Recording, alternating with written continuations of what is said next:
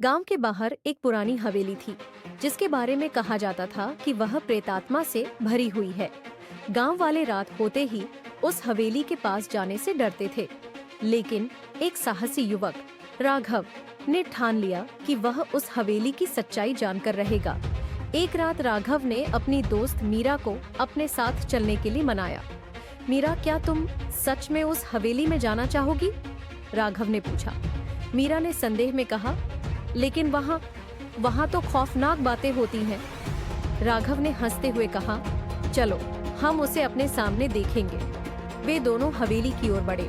जब वे हवेली के दरवाजे पर पहुंचे तो हवा में एक ठंडी सिहरन थी। राघव ने दरवाजा खटखटाया और एक अजीब सी आवाज आई, कौन है? दोनों चौंके। ये क्या था? मीरा ने डरते हुए पूछा। शायद हवा का खेल है, राघव ने कहा, लेकिन उसका दिल तेजी से धड़क रहा था। वे अंदर गए। अंदर का दृश्य भयावह था। दीवारें काली पड़ी थीं और एक पुराना फर्नीचर वहां बिखरा हुआ था। अचानक एक छाया ने उनके सामने आकर कहा, तुम यहाँ क्यों आए हो? यह सुनकर राघव और मीरा पीछे हट गए। हम सिर्फ देखना चाहते थे, राघव ने हिम्मत जुटाते हुए कहा।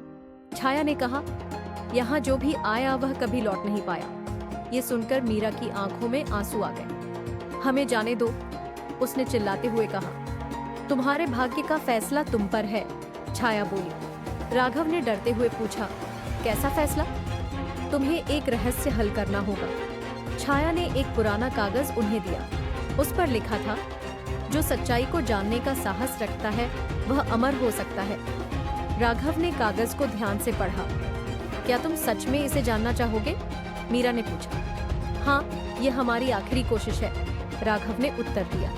जैसे ही उन्होंने उत्तर दिया, अचानक से हवेली में हलचल मच गई। दीवारें कांपने लगीं और छाया गायब हो गई। हमें भागना चाहिए, मीरा ने कहा, लेकिन राघव ने कागज को पकड़े रखा। ये रहस्य, हमें इसे समझना होगा, राघव ने कहा। फिर एक रोशनी आई और वे दोनों हवेली से बाहर निकल आए।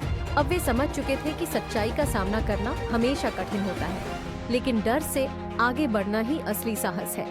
उस रात उन्होंने अपनी जिंदगी का सबसे बड़ा सबक सीखा।